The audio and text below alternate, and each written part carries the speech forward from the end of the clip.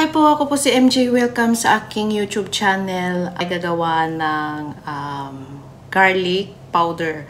Yung simple at basic lang yung gagawin ko. So, ang kailangan lang natin dito is bawang. Siyempre, babalatan natin yung bawang, tapos ibilad natin. Dahil mahal yung ganun, yung garlic powder sa supermarket, kasi tuwing magpabili ako sa amo ko, mahal daw. So, naisip ko, para wala siyang reklamo, maggawa na lang ako. So, bawang lang naman yung kakailanganin. Kaya, yan, papakita ko yung, kung ilang piraso na, kasi konti lang yung gagawin ko kasi nga, ang tawag nito, practice pa lang, practice. 5 ganito. Pabalatan natin, tapos kung may blender kayo, i-blender nyo. Kasi ang gagamitin ko is yung ganito lang. So ito, ganito, mano-mano lang yung gagawin natin para wala tayong maraming hugasin. Una, tanggalin natin na isa-isa, tapos balatan.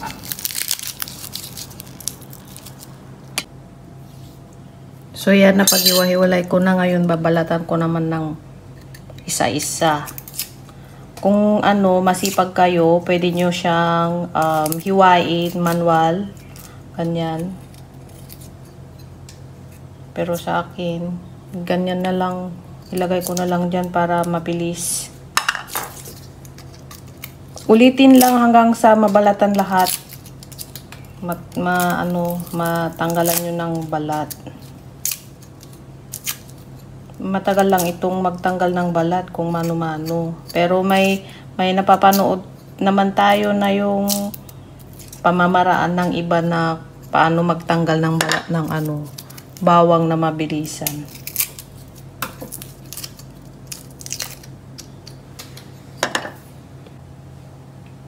So ito na, nabalatan ko na lahat. So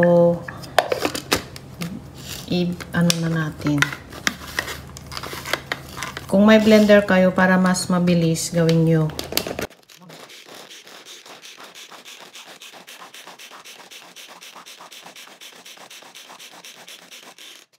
Ayan. Charan. So, ganito lang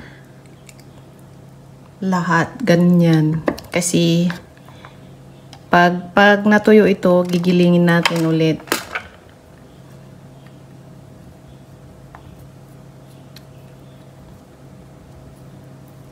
O, diba? Ang bilis. Kesa yung tinatadtad mo, matagal. So, ganyan.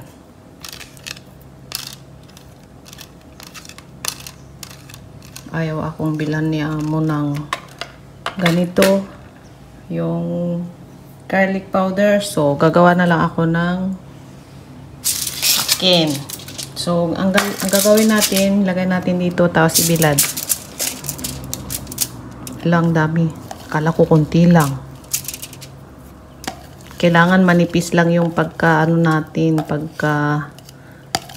lagay para madaling matuyo. Kailangan dito yung tuyong-tuyo talaga.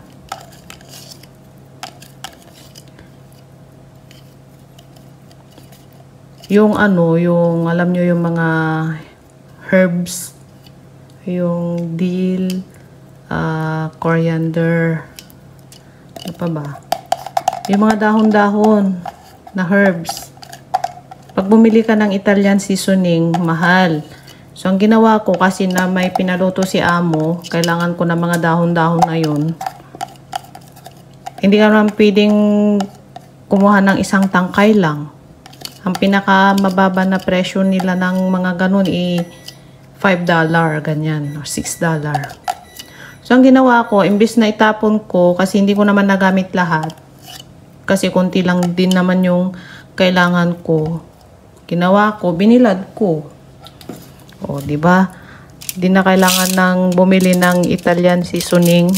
May sarili na ako. Papakita ko sa inyo kung anong tinutukoy ko, yung mga dahon-dahon. Kasi pag nag-roast ka ng ng manok, ng pork, yung beef, lamb, ganyan, kailangan mo yung mga herbs. Ayan. Kailangan ito tuyong-tuyo pag naano natin, ibilag natin. Pag nabilad siya pala. Ayan. Hala, daming dumikit sa kamay ko. Ay. Tama na. Ayan. Makikita nyo. Charan. O, yan lahat. Ayan. Dito natin ilagay. Bilad natin ng hanggang matuyo. Kahit ilang araw. Basta tuyong-tuyo. Ayan. Ito yung mga dahon-dahon na sinasabi ko sa inyo. Yung dahon ng rosemary, thyme, yan. Ito yun siya. Binilad ko. O, di ba? Pwede nang gamitin nung natuyo na. Nilalagay ko siya sa manok. Tapos pag nag-roast ako ng baboy, baka, ganyan. Ito yun. Di napapakinabangan ko, walang nasayang. Day 2 ng bawang na binibilad ko. Paano kaya matuyo na to kasi makulimlim? Dahil hindi maganda yung weather nung time na nagbilad ako, 2 araw may araw, tapos umulan na.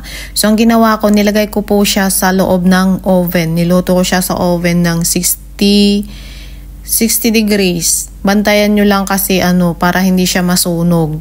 Tapos kailangan galaw-galawin para para hindi siya dikit-dikit. Ayan, pwede na siyang ilagay sa blender. Kailangan brown siya, hindi siya sunog.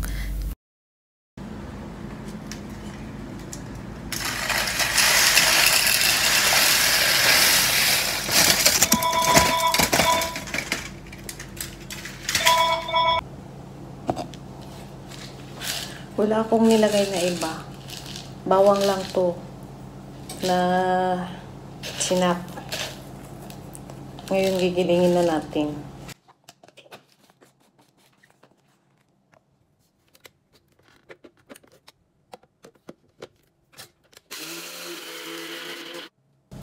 Lagay na natin dito sa garapon.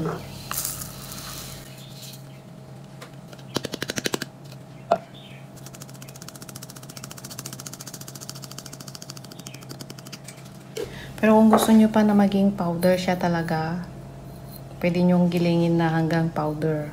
Ganyan lang sa akin.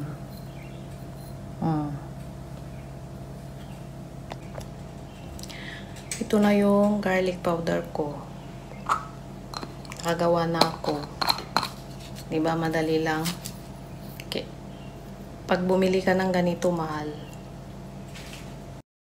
Ito yung ginawa ko na garlic powder. Thank you for watching po. God bless po sa inyong lahat. Please subscribe po sa aking channel sa mga hindi pa po naka-subscribe.